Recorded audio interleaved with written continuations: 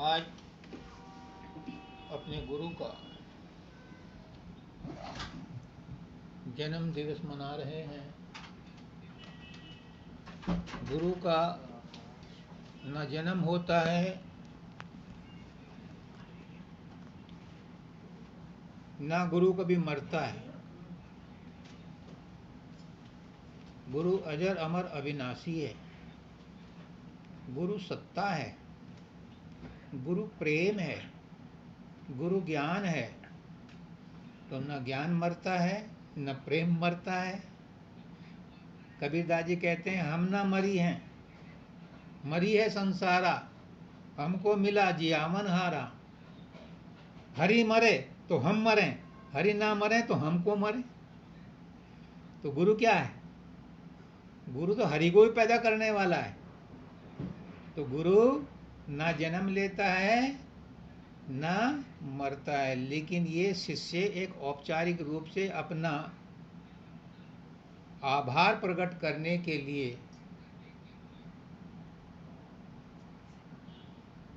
अपना प्रेम प्रकट करने के लिए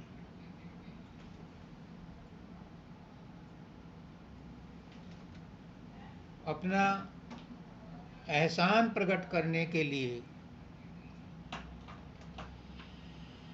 गुरु का जन्म दिवस या वैभव दिवस मनाता है।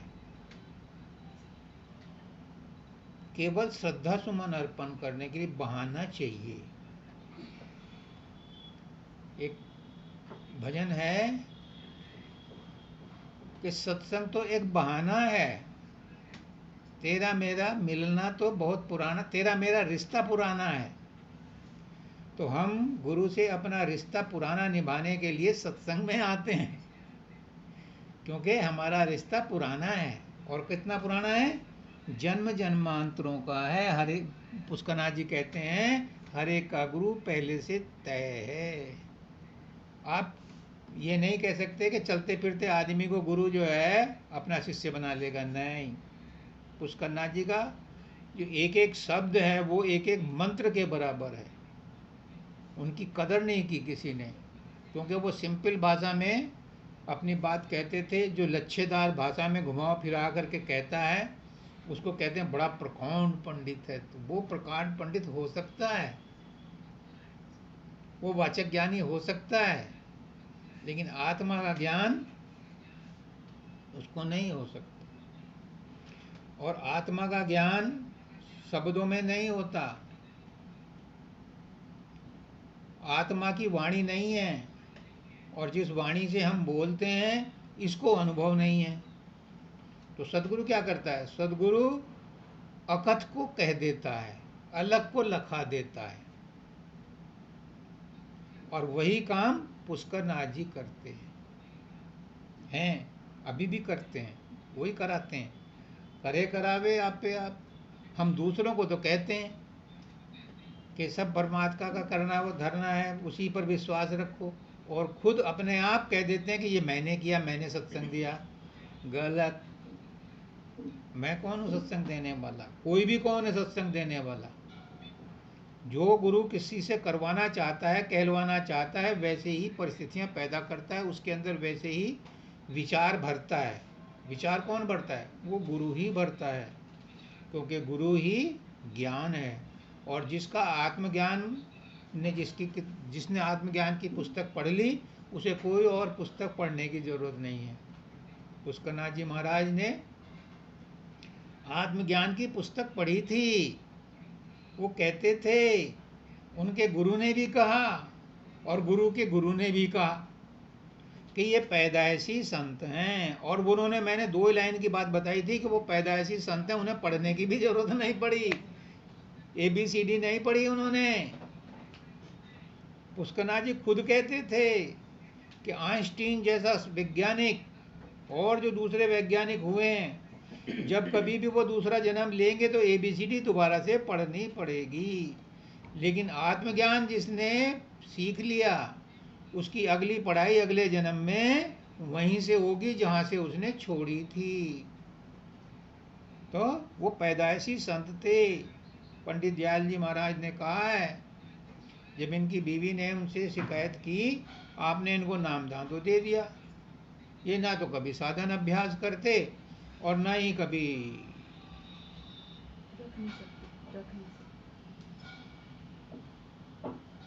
सत्संग सुनते। तो उन्होंने कहा ये पैदाइशी संत है, अच्छा है, ये सत्संग में नहीं बैठता। अगर इसने कुछ पूछ लिया और मुझसे ना बताया गया तो मेरी बदनामी होगी, इसलिए ये जो भी है बहुत अच्छा है। एक बार सब्दानंद जी से इनकी वाइफ ने शिकायत की, आपने इनको आचार्य तो बना दिया, लेकिन ये तो कुछ बोलते ही नहीं, सत्संग ही नहीं देते। तो सब्दानंद जी महाराज ने कहा मैंने जानबूझ करके बनाया है, कुछ देखा है इनके अंदर, ये पैदाइशी संत हैं, ये मेरे से भी बढ़िया सत्संग देंगे। और वही हुआ, 5-5 घंटे नॉन स्टॉप सत्संग दिया। और ये बैठी है सामने नेहा पंडित, इनके घर 5 घंटे सत्संग चला। हालांकि बीच में चाय पानी आता रहता था, लेकिन 5 घंटे सत्संग चला, मैं मौजूद था वहाँ। तो वो सिंपल भाषा में पारिवारिक रूप में सत्संग देते थे और ऐसी ऐसी गूढ़ ज्ञान की बातें बताते थे। उन्होंने कहा कि सब जो हैं गुरु को तो मानते हैं पर गुरु की बात को नहीं मानते। अब जब गुरु की बात को नहीं मानते तो वो अंदर घुसती नहीं तो गुरु से प्रेम नहीं होता, गुरु से प्रेम नहीं होता तो गुरु का ज्ञान भी अंदर में नहीं घुसता। इसलिए गुरु का ज्ञान अंदर में घुसे, इसके लिए जरूरी है कि गुरु से प्रेम करो। और प्रेम भी कौन करता है? गुरु खुद प्रेम करवाता है, तब प्रेम होता है। चलते जाता आदमी एकदम से गुरु के प्रति प्रेम नहीं उमड़ता। पुष्करनाथ जी कहते थे कि राजेश तू और मैं एक हैं। खोपड़ी में बात घुसती नहीं थी। दाता दयाल जी कहते हैं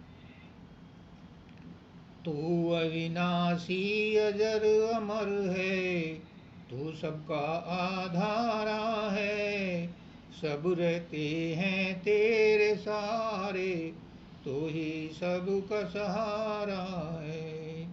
निराधार आधार जगत का, मरम न कोई लख पावे, जब तू अपना रूप दिखावे, समझ में तब कुछ कुछ आवे।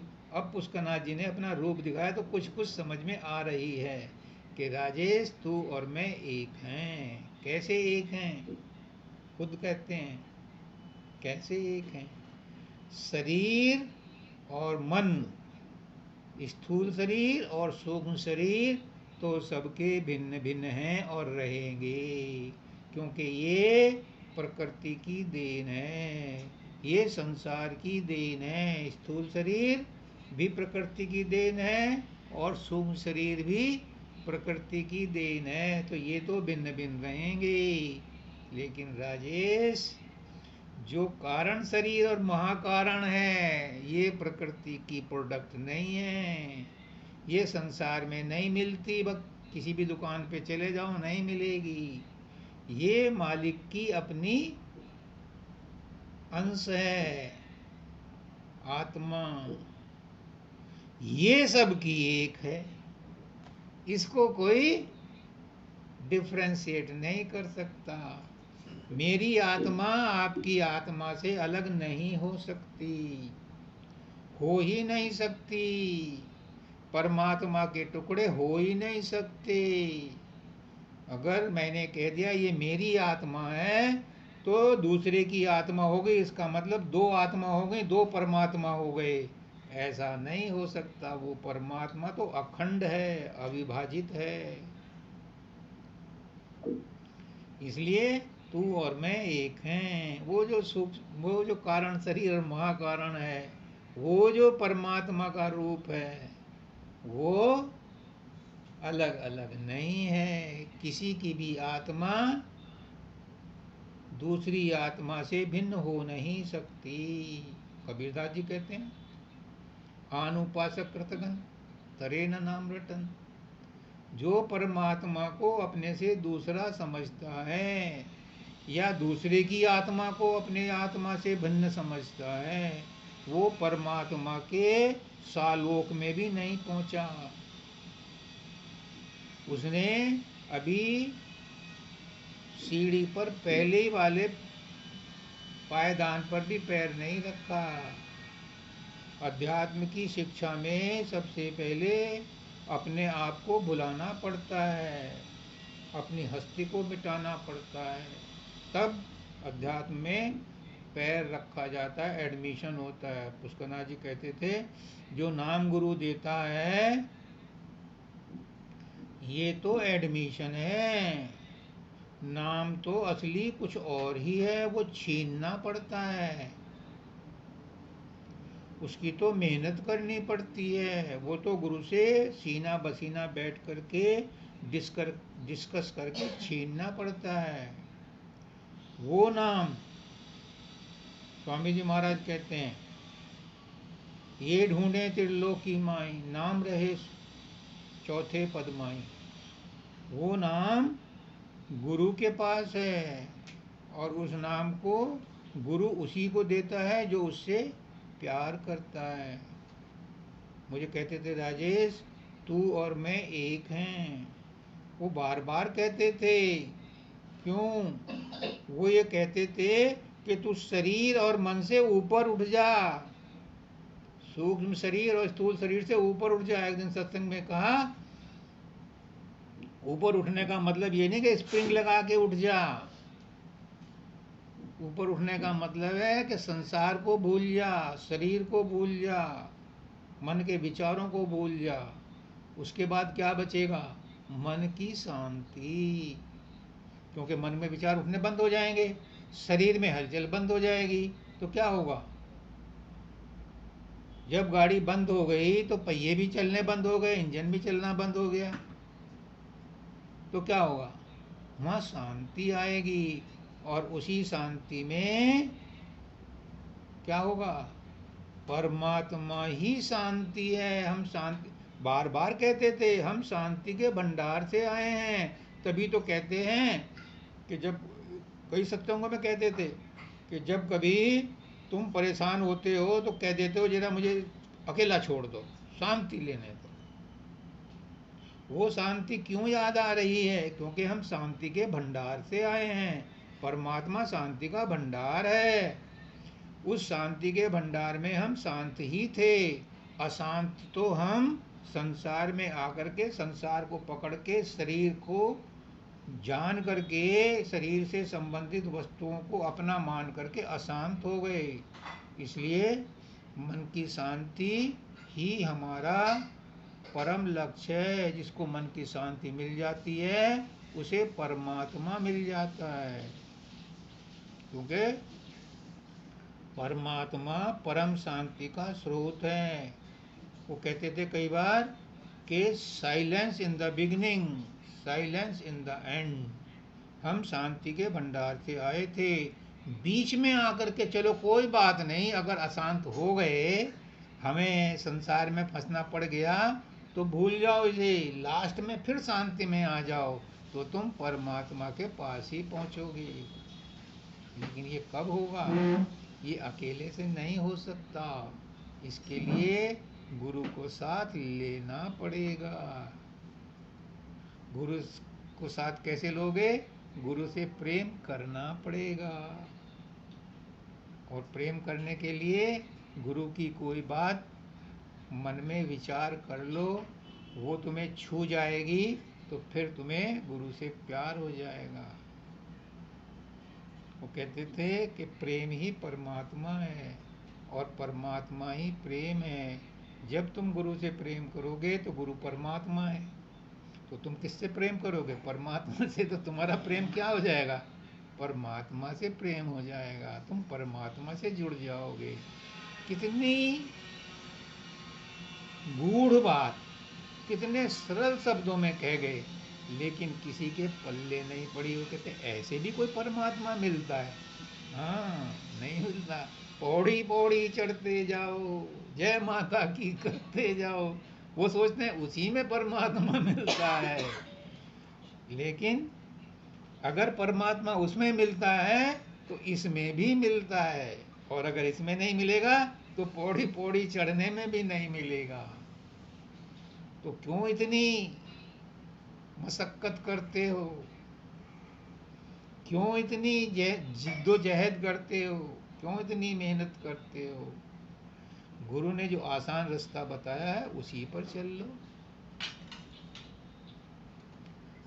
गुरु कभी गलत सलाह नहीं देता।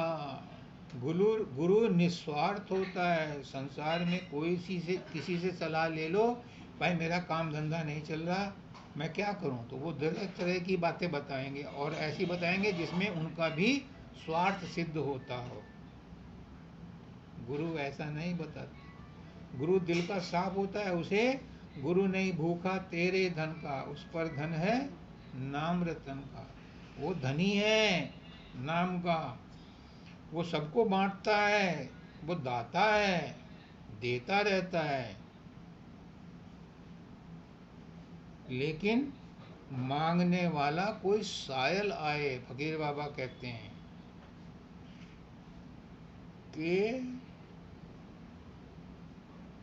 फैज का दर है खुला, बंद नहीं हरगिज, शर्त है मांगने कोई सायल आए।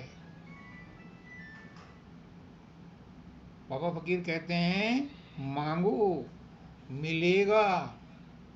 अगर गुरु से नहीं मांगोगे तो संसार में मांगोगे, संसार वाले देंगे नहीं, तो गुरु से ही मांगो ना। लेकिन पुष्करनाथ जी कहते हैं तुम गुरु से कुछ मत मांगो, गुरु बिन मांगे ही सब कुछ देता है। दोनों बातें विरोधी नहीं है, मैं इसीलिए कह रहा हूं, दोनों बातें विरोधी नहीं है, एक दूसरे की समर्थक हैं। मैं सिद्ध करता हूं। बाबा फकीर कहते हैं मांगो मिलेगा, अगर नहीं मांगोगे तो कुछ नहीं मिलेगा। क्यों कर रहे हो भक्ति, क्यों कर रहे हो मेडिटेशन, क्यों कर रहे हो, कुछ पता नहीं। तो दाता दयाल कहते हैं, इनके दोनों के गुरु हैं, साथ दाता दयाल सबके गुरु हैं। वो कहते हैं कि बिना मकसद के कोई भी काम करोगे कोई फायदा नहीं है। तो गीता क्या कहती है? गीता कहती है कि तुम निष्काम कर्म करो, फल तो निष्काम कर्म का भी मिलेगा, लेकिन तुम्हें इच्छा नहीं है तो उस फल को क्या करो, फेंको मत, उसे परमात्मा को अर्पण कर दो। तो बाबा फकीर ये कहते हैं मांगो मिलेगा, पर वहां मांगो और वो चीज मांगो जहां उस वस्तु का भंडार हो। हम मांगते हैं, जब तक शरीर में है हमारी मांग खत्म नहीं होती। वो गलत बोलते हैं कि मेरी कोई इच्छा नहीं है। जब तक शरीर में है कोई आत्मा तब तक वो निरीक्षित हो ही नहीं सकती। तो क्या है, मांगो मिलेगा, पर क्या मांगो? आधी बात सुनी, क्या मांगो? गुरु से गुरु को ही मांग लो। तो बाबा फकीर और पुष्करनाथ जी अलग अलग नहीं है, विरोधाभास नहीं है। संसार भी मांगो, लेकिन गुरु के लिए मांगो। गुरु का परिवार है, इसको चलाने के लिए गुरुदेव मुझे संसार चलाने के लिए संसार की वस्तु चाहिए। गुरु से गुरु को ही मांग लो। क्या मांगो? कि आपको प्रसन्न करने के लिए इन बच्चों को जो आपने मेरे साथ लगाए हैं, इनको इनकी इच्छा पूरी करने के लिए आपने जो भी लगाया है उसको पूरा करने के लिए आप मुझे शक्ति दो। वो मांगो गुरु से। कहाँ मांगो? अभी तो पता चल गया। एक बार बाबा फकीर की जो पत्नी थी माता जी भाग्यवती, उन्होंने कहा कि तुम दुनिया को सब कुछ बांटते हो, इतने इतने लोगों से वायदे करते हो और उनकी इच्छाएं पूरी भी हो जाती हैं, मुझे भी कुछ दे दो। मेरा घर का खर्चे भी चले, मैं भी तो तुम्हारे घर का खर्च चलाती हूँ, मुझे भी कुछ दे दो। तो बाबा फकीर ने मजाक में कहा तुम्हें मांगना नहीं आता। उन्होंने कहा मुझे मांगना ही सिखा दो। तो तभी एक सत्संगी आया, वो बहुत दुखी था। वो बाबा फकीर के पैरों में पड़ा और अपनी कहानी कहने लगा। बाबा फकीर को उस दिन जो है मस्ती आई। उन्होंने कहा मैं तेरी इच्छा नहीं पूरी कर सकता, माता जी करेंगी, माता जी के पास जा। अब वो माता जी के चरणों में लोट पोट हो गया। अब माता जी कहती मैं कुछ नहीं जानती, मैं कुछ नहीं जानती, भाग भाग भाग। उसने कहा नहीं, मेरे गुरु ने कहा आज तो आपको ही देना पड़ेगा। उसने कहा जा तेरी इच्छा पूरी हो। और एक हफ्ते बाद वो लेक बड़ा वाला फलों का टोकरा ले आया, माता जी के चरणों में रख दिया। आपके आशीर्वाद से मेरा काम हो गया। बाबा फकीर बोले हंसते हुए, भाग्यवान कुछ हमें भी दे दो। ये है टेक्निक मांगने की। वहां मांगो जहां आपकी जरूरत की चीज उपलब्ध है। उन्होंने कहा यहाँ त्रिकुटी में ब्रह्मा विष्णु महेश तीनों देवता बैठे हैं, यहाँ ध्यान लगाओ और जो मांगोगे वो मिलेगा। और पुष्करनाथ जी कहते हैं कुछ मत मांगो, कुछ मत मांगो, जो भी मिल रहा है वो गुरु से ही मिला हुआ है अब तक भी, और आगे भी मिलता रहेगा। क्यों? क्योंकि तुम मांगोगे तो अपनी झोली छोटी करके मांगोगे, और गुरु अनलिमिटेड दात देने वाला है। अगर तुमने मांग लिया कि मुझे 10 लाख 50 लाख रुपए लॉटरी में दे दो, और तुम्हारे भाग्य में हुए तो लॉटरी लग जाएगी। लेकिन उस लॉटरी को पुष्करनाथ जी के हिसाब से दो दोस्त थे, बहुत दिनों बाद मिले। एक तो बहुत पैसे वाला था और एक भगवान की भक्ति करता था, पूजा पाठ करता था, सुदामा की तरह से गरीब था। तो उन्होंने जो है चले गांव को पैदल। तो जो भक्ति करता था उसको ठोकर लगी और वो झाड़ी में गिर गया, उसका कांटे वांटे लग गए। चलो कोई बात नहीं, भूल गया उसको। थोड़ी देर बाद बातों बातों में वो दूसरा वाला लड़का जो तो वो गिरा, ऐसी ठोकर खा के, पथरीली जमीन थी। वो जब कांटों में गिरा तो उसे एक सोने के मोहरों की थैली मिल गई। अब उससे जो है ना, जो भक्ति करता है उससे नहीं रहा गया। उसने कहा भगवान से, हे भगवान अब तक तो मैंने सहन कर लिया, लेकिन मुझे ये अब सहन नहीं होता। अब तक तो मुझे गरीब बनाया, कोई बात नहीं, लेकिन अब जब चल रहे थे तो क्या मुझे वहाँ गिराना था जहाँ मेरे कांटे लगे, इसको यहाँ गिराना था जहाँ ये सोने की मोहरें मिली। उसने कहा, पुष्करनाथ जी ने कहा कि ये तेरे इस जन्म के कर्म नहीं हैं, जो उसे मिला है वो भी पुराने जन्म का कर्म है, और जो तुझे मिला है वो भी तेरे पुराने जन्म का कर्म है, इस जन्म का कर्म नहीं है। तू भक्ति कर रहा है तो तू इस जन्म की वजह से नहीं कर रहा, पिछले जन्मों के पाप धोने के लिए कर रहा है। और सुन, अगर वो 420 ना करता, वो सही रास्ते पर चलता तो आज उसे राजा बनना था, लेकिन आज चंद मोहरों से उसका वो पुण्य जो प्रारब्ध का था वो नष्ट हो गया, और तुझे आज सूली पर चढ़ना था। तू चूंकि भक्ति कर रहा है इसलिए बच गया, और कांटे लग करके ही तेरा पाप कर्म कट गया। तो पुष्करनाथ जी कहते हैं कुछ मत मांगो, जो मिला हुआ है वो प्रारब्ध से मिला हुआ है और पर्याप्त है। शुक्रिया अदा करो, बात एक ही है। मांगो तो उसी के लिए मांगो, उसको ही मांगो, उसके बच्चों के लिए मांगो, अपने लिए मत मांगो। बाबा फकीर कभी नहीं कहते थे अपने लिए मांगो, नहीं, परमात्मा के लिए ही परमात्मा को मांगो। बात एक ही है, समझने में फर्क है। पुष्करनाथ जी जो सिंपल भाषा में बोलते थे, जो समझाते थे, वो सबकी समझ में नहीं आता था, क्योंकि वो सबके लिए पर्याप्त नहीं थे। वो तो कहते थे कि महाराज इस साधन अभ्यास के बारे में कुछ बताते ही नहीं। अब मैंने सारी किताबें पढ़ कर देख ली, हजूर महाराज, स्वामी जी महाराज, कबीरदास जी, कितनी भक्ति करी, कितनी कठिन भक्ति करी, कितने साधन अभ्यास करे, सबने आखिर में कहा है प्रेम बिना रीजे नहीं तुलसी नंद किशोर।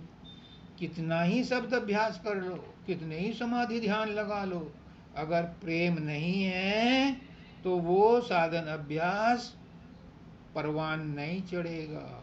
और पुष्करनाथ जी कहते हैं तुम प्रेम करो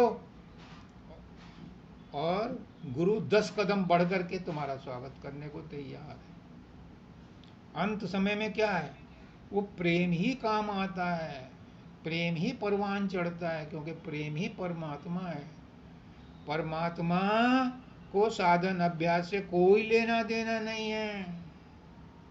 परमात्मा को तुम चाहे उसकी पूजा करो, चाहे उसे गाली दो, उसे ना नाराज होता है ना खुश होता है। परमात्मा का इससे कोई संबंध नहीं है। परमात्मा भाव देखता है। साधन अभ्यास करके क्या करते हैं, पुष्करनाथ जी बड़े सिंपल शब्दों में बताते हैं। तुम जो काम, क्रोध, लोभ, मोह, ईर्षा, द्वेष, नफरत अपने मन से दूर करते हो, किसी पर एहसान करते हो, सॉरी ऐसा नहीं, किसी को दान देते हो या किसी को कोई चीज़ शुभकामनाएं देते हो, तो तुम किसी पर एहसान नहीं करते। पुष्करनाथ जी कहते हैं तुम किसी पर एहसान नहीं करते। इससे क्या होता है, तुम्हारा अपना मन निर्मल होता है। तुम तो इसमें भी स्वार्थ कमा रहे हो, परमार्थ कमा रहे हो। मन निर्मल करने के लिए साधन अभ्यास करते हैं, कठोर समाधि लगाते हैं। उनका, पुष्करनाथ जी का मन बचपन से ही निर्मल था, इसलिए उन्हें समाधि ध्यान लगाने की जरूरत नहीं थी। स्वामी जी महाराज का मन निर्मल था, उन्होंने शुरू में समाधि ध्यान लगाई, बाद में नहीं लगाते थे। हजूर महाराज ने बहुत समाधि ध्यान लगाई, लेकिन दाता दयाल ने नहीं लगाई। दाता दयाल बड़े प्रेम के अवतार थे, ज्ञान के अवतार थे। बाबा फकीर ने बहुत समाधि ध्यान लगाए, कठोर परिश्रम किया, लेकिन मानव दयाल जी ने नहीं किया, क्योंकि ये पहली कमाई कर चुके थे। शब्दानंद जी महाराज ने बहुत कठोर तपस्या की, 21 दिन तक कुछ खाया पिया नहीं, और वैसे भी रोज भी खूब समाधि ध्यान में रहते थे। पुष्करनाथ जी ने नहीं लगाई, क्योंकि इनकी कमाई पहले से हो रखी थी। तो पुष्करनाथ जी कहते थे जिसका मन निर्मल है, जिसका मन साफ है, उसे समाधि ध्यान लगाने की क्या जरूरत है। समाधि ध्यान तो वो लगाया जिसका मन गंदा हो। मन को शुद्ध करने के लिए समाधि ध्यान लगाते हैं, अभ्यास करते हैं, सुमरन ध्यान करते हैं। जिसका मन साफ हो उसे क्या जरूरत है। जो पहले MA BA पास कर लिया, उसे क्या जरूरत है प्राइमरी की किताबें पढ़ने की। तो पुष्करनाथ जी किसी को जबरदस्ती साधन अभ्यास के लिए नहीं कहते, लेकिन उनके सत्संगों में ऐसे ऐसे निचोड़े हुए सूत्र हैं कि साधन अभ्यास बहुत आसानी से होता है। जो तुम और माध्यम से, कठोर माध्यम से साधन अभ्यास करते हो, पुष्करनाथ जी के द्वारा जो सूत्र बताए गए इस किताब में भी हैं, जो आज रिलीज हुई है, इनके माध्यम से इतनी आसानी से वही काम हो जाते हैं जो समाधि ध्यान लगा करके नहीं होते। और ये कुछ कलयुग का इफेक्ट है, कुछ समय का इफेक्ट है। आने वाला संत धीरे धीरे धीरे धीरे और आसान तरीके से बताता चला जाता है। सतयुग में हजारों हजारों साल तपस्या करते थे, त्रेता युग में हवन यज्ञ करते थे, मटकों के मटके घी के स्वाहा कर देते थे।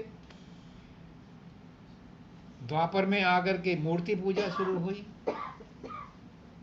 लेकिन कलयुग में और सिंपल, बहुत सिंपल। कली केवल एक नाम आधारा, सुमर सुमर नर उतरहि पारा। केवल नाम का सुमरन करने से ही कलयुग में घोर पाप नष्ट हो जाते हैं। और पुष्करनाथ जी कहते हैं, तुम इतना भी मत करो,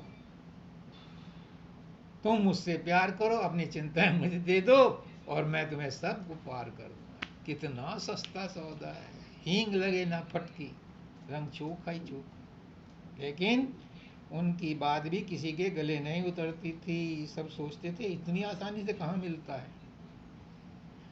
लेकिन जो चीज़, कबीरदास कहते हैं, जो चीज़ सहज में मिलती है वही मीठी।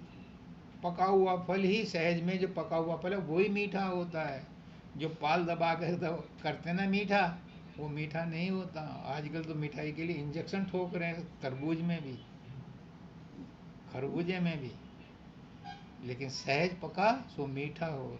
साधो सहज समाधि भली। या तो कबीरदास जी थे सहज समाधि वाले, या पुष्करनाथ जी हैं सहज समाधि वाले। साधो सहज समाधि भली। सहज समाधि में रहते थे पुष्करनाथ जी। लोग कहते थे कि ये तो समाधि ध्यान लगाते नहीं। वो 24 घंटे, और वही की शिक्षा दे गए हमें, गुरु को 24 घंटे बैकग्राउंड में रखो। फिर कहाँ बचेगा टाइम कुछ और करने के लिए, अगर 24 घंटे बैकग्राउंड में रखो। जब आप 24 घंटे गुरु को याद कर रहे हो तो गुरु कहाँ जाएगा? गुरु तो तुम्हारा गुलाम हो गया। 24 घंटे का नौकर बना लिया तुमने गुरु को। और एक मजे की बात, नुक्ता, इसको भी लोग नहीं समझते कि 24 घंटे बैकग्राउंड को में रखो। हवा में उड़ा देते हैं। क्यों? कि सिंपल भाषा में बोलते हैं। मैं उसे डिफ़िकल्ट भाषा में कन्वर्ट करके बताता हूँ, शायद समझ में आ जाए। 24 घंटे गुरु को बैकग्राउंड में रखने का मतलब है तीसरे तिल पर याद करा करो उनका रूप देख करके। एसिड टेस्ट है, एसिड टेस्ट। जिस दिन भी तीसरे तिल पर उनका सुमरन करते हुए ध्यान बन गया, जो मांगोगे उस दिन मिलेगा। जो मांगोगे, और नहीं मांगोगे तो भी मिलेगा। ये इतना इम्पोर्टेंट फार्मूला है जो किसी की समझ में नहीं आता कि 24 घंटे बैकग्राउंड में रखो 24 घंटे तीसरे दिल पर अपना ध्यान। दाता दयाल कहते हैं बेठिकाने, दाता दयाल कहते हैं बेठिकाने, दाता दयाल कहते हैं बेठिकाने जो अभ्यास करता है वो 2 कौड़ी का नहीं है। सारा दिन बाबा शब्दानंद जी कहते थे रटते रहो, राधा स्वामी जपते रहो, लाखों बार करोड़ों बार, कुछ नहीं होता। लेकिन उन्होंने ये बताना भूल गए कि फिर क्या करें। वो पुष्करनाथ जी ने कहा 24 घंटे गुरु को बैकग्राउंड में रखो, मतलब तीसरे तिल पर ध्यान जमा करके याद करो गुरु को, तो फिर गुरु तुम्हारा साथ नहीं छोड़ेगा। एक उस पर लिखा हुआ था, ट्रक पर,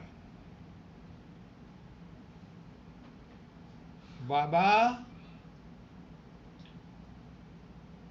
गड्डी छोड़ के ना जाना। यानी मैं अगर गाड़ी पर नहीं हूँ, ड्राइवर ने लिखा था अपने उस पर, तो भी मालिक मेरे, परमात्मा मेरे, तू गाड़ी को छोड़ के मत जाना, तू मेरी गाड़ी की रक्षा करना। भरोसा है उसे, मतलब कैप्टन था समुद्री जहाज का। तो समुद्र में आ गया तूफान, जितने भी यात्री थे सब अपने अपने इष्टों को याद करने लगे, जोर जोर से। पहले तो धीरे धीरे, फिर जोर जोर से। जैसे तूफान बढ़ता गया जोर जोर से बोलने लगे। मोदी ने भी जब कोरोना आया था तो थाली पिटवाई थी और कुछ करवाया था। कहने का मतलब है कि उसने तूफान को हटाने के लिए सब लोगों ने अपने अपने इष्टों को, जो भी जिस धर्म को मानता था, जिस को मानता था, उसको याद करना शुरू कर दिया। क्योंकि अंत समय में तो आदमी घबरा जाता है। सब ने कहा उससे, कैप्टन से। देखो सुनने की बात है, पुष्करनाथ जी का कितना गूढ़ रहस्य है,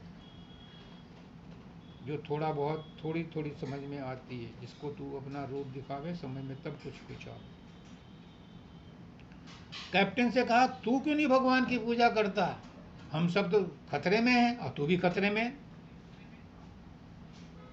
उसने कहा कि जब मैं फुर्सत में होता हूँ तो भगवान को याद करता हूँ, अब ये खतरे का टाइम है तो मैं अपनी ड्यूटी कर रहा हूँ। और यही पुष्करनाथ जी कहते थे सत्संग में कि सुख में सुमरन दुख में सुमरन सब करें, सुख में करे न कोई, और जो सुख में सुमरन करे तो दुख काहे को हो। तुम दुख में याद कर रहे हो, लेकिन मैं जब सुखी होता हूँ, एकांत में होता हूँ, तब याद करता हूँ। और इस समय तुम्हारे दुख में मैं अपनी ड्यूटी कर रहा हूँ और मैं उसी का काम कर रहा हूँ और तुम्हें कुछ नहीं होगा। देखो पुष्करनाथ जी ने कितने सिंपल शब्दों में इस कितने गूढ़ रहस्य को सरल कर दिया। लेकिन उनकी सरलता को भी लोगों ने नहीं समझा। मत समझो, जिसने समझना था समझ लिया। आप लोगों ने समझ लिया। मानव दयाल जी कहते थे कि पुष्करनाथ जी ने कहा, मानव दयाल जी कहते थे मेरी कक्षा में कोई फेल नहीं हुआ। पुष्करनाथ जी के सत्संग में रिकॉर्डेड है कि मैं भी उसी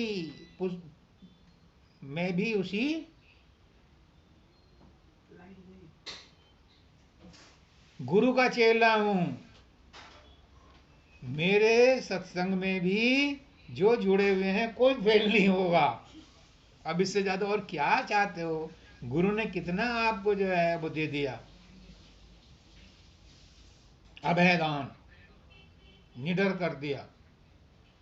लेकिन ये बात भी लोगों ने नहीं पकड़ी। ये काम उन्होंने राजेश को छोड़ दिया। 24 जनवरी को कह दिया जिस किसी को कोई क्वेश्चन पूछना हो तो वो राजेश से पूछ ले। राजेश तैयार नहीं था। शब्दानंद जी को राजेश ने नाराज किया, बहुत नाराज हुए कि तू नहीं करेगा मेरा काम तो क्या मेरा काम नहीं होगा। और मुझे भी उन्होंने बहुत पकड़ना चाहा, पुष्करनाथ जी ने भी। मैंने कहा मालिक मैं अलग दुकान नहीं खोलना चाहता। उसने वो कहते थे कि बकरे की माँ कब तक खैर मनावेगी। आखिर उन्होंने देखा कि इसका ले जाना तो है, इसे तैयार तो करना है, इसे तो उद्धार तो करना है। तो उन्होंने उसको लूप में ले करके बोल दिया कि जिस किसी को कोई पूछना हो तो राजेश से पूछे। अब मजबूरी राजेश की, राजेश को तो ऋण उतारना है।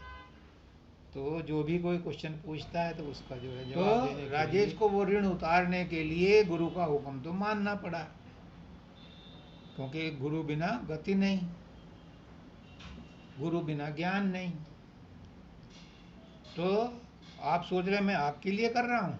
नहीं, मैं तो गुरु की आज्ञा का पालन कर रहा हूँ। किसी का अगर हो जाता है इसमें भला तो गुरु जाने, गुरु का काम। नहीं होता तो गुरु का काम। गुरु जिससे चाहे करा ले, गुरु सर्व समर्थ है।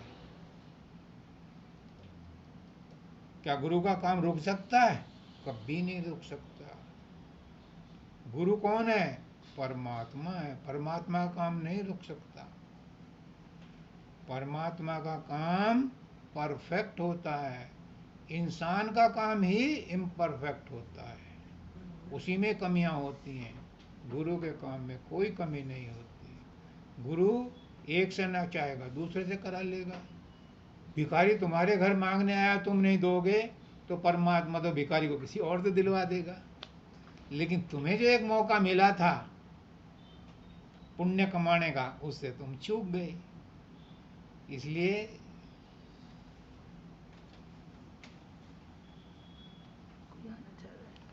इसलिए जो मौका मिला है, गुरु ने जो हुक्म दिया है, गुरु के बात को स्वीकार कर लो।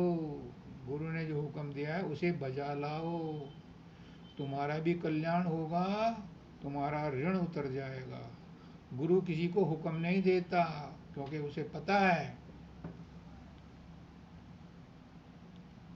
गुरु को पता है कि शिष्य में इतनी हिम्मत नहीं है कि गुरु के हुक्म को बजा लाए। इसलिए गुरु कभी हुक्म नहीं देता, क्योंकि उसे पता है कि अगर मैंने हुक्म दिया और इसने ना किया तो इसका बहुत नुकसान हो जाएगा। इसलिए वो कहता नहीं है। लेकिन बहुत बड़ा लेकिन है, अगर खुदा न खास्ता गुरु किसी काम को किसी भी वजह से, किसी भी तरह से किसी को बात को कह दे, बस तुम अपना भाग्य समझो और उसे बजा लाओ, तो तुम्हारा जन्म जन्मांतरों के पाप पुण्य खत्म हो जाएंगे। ये मत समझो कि गुरु कोई बड़ा ही काम देगा तो उसे करूँगा, नहीं। गुरु ने अगर छोटा भी काम दे दिया तो उसको भी बजा लाओ, उसे भी पूरा कर दो। बस गुरु उसी में खुश है। गुरु समझता है कि इसने मेरा इतना कहना मानना, मेरा इतना ख्याल रखा। कहते थे, राजेश मैं तेरे साथ, तुझे अपने साथ रख करके इसलिए सुखी रहता हूँ कि तू मेरी परवाह करता है। और लोग जाते हैं तो वो अपना डेस्टिनेशन में पहुँच करके इधर उधर बैठ कर गप्पे लड़ाते हैं। तू मेरे साथ चिपका रहता है, तू इतना प्यार करता है मुझे, तो फिर गुरु क्या करता है, उसका प्यार उमड़ जाता है, उबल जाता है। फिर वो सोचता है मैं इसको क्या कर दूँ, क्या दे दूँ। मैंने इसे कहा रंदिता को, एक ऐसी वीडियो तैयार करो जिसमें महाराज जी के फोटो हों और बढ़िया गाने हों, उनके पसंदीदा गाने चले। इसने तैयार कर दी। मेरा मन ओवरफ्लो हो गया, दिल ओवरफ्लो हो गया। क्या कर दूं गुरु के लिए, इसने किया। तो हमेशा ये मत सोचो गुरु बड़ा काम देगा उसी को करके मैं सफल होऊंगा। गुरु के इशारे को समझो कि क्या चाहता है।